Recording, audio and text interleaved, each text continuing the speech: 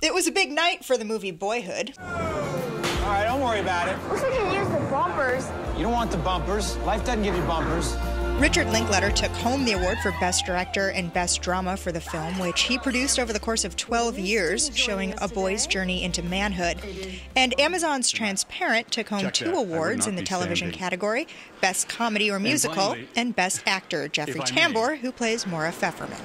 I would like to dedicate my performance and this award to the transgender community.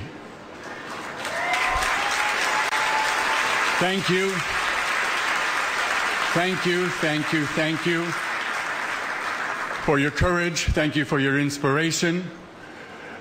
Thank you for your patience.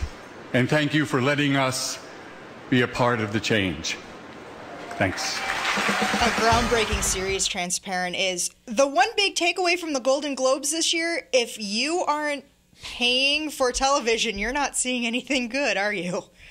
Well, I would like to dispute that as someone that works at an NBC affiliate with Blacklist, right? Or let's throw this out here, because the one Golden Globe that was given was the Best Actress in a Comedy Series, which went to the woman who's on Jane the Virgin, which is on the CW, which is also a KOME station. But I think you're right. We're talking about, of course.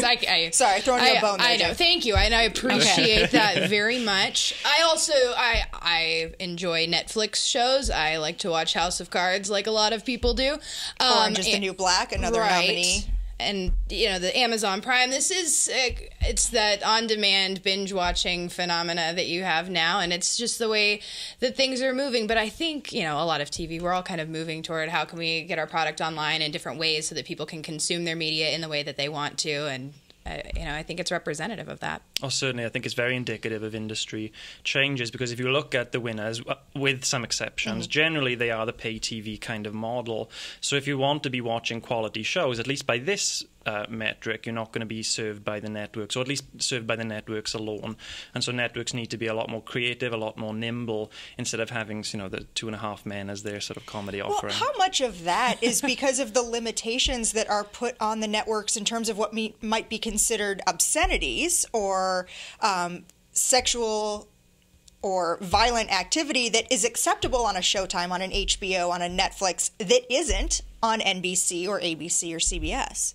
Sure. And I think that you just see a lag. I mean, if you were to compare network television today to network television 10 years ago, I guarantee you there's more sexual innuendo. There's more, all these different things. So the themes have gotten more adult in nature, if you will.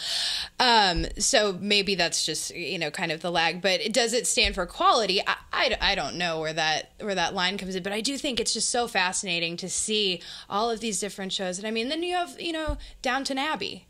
That does so well, and so I think that there's just a lot of ways you can consume your media, and yes, some of it's paid, and I think that it's just interesting. It's so fascinating to watch and see the quality that you can get. I think the point about what's acceptable on cable versus network and so on, I think that speaks to sort of the broader sort of issue of regulation, and how the old distinction between between the networks, between cable versus online.